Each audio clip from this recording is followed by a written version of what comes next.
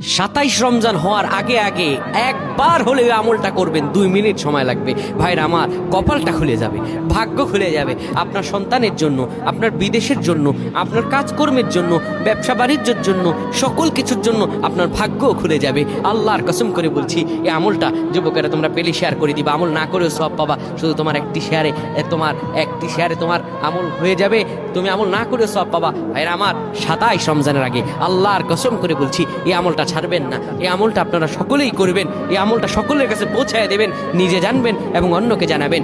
যত মানুষ বিপদগ্রস্ত আছেন, যত অভাবে আছেন, বিদেশে থেকে দেশে আসতে পারতেছেন না, বিদেশ যেতে পারতেছেন না, বিপদের উপর বিপদ লেগে আছে, 27 রমজান হওয়ার আগে আমলটা করেন। 2 মিনিট সময় লাগবে, আর বেশি না। যখন ঈশার নামাজ আপনি পড়বেন, ঈশার নামাজের পরে ওযু করে নেবেন, সুন্দরভাবে পবিত্র পরিচ্ছন্ন হয়ে বিছানাটা ঝাড়ু দিবেন। বিছানার ভিতরে এরপরে আপনি শোয়ার আগে সুন্দর করে আপনি ঘুমানোর আগে পড়বেন, ইয়া মালিকু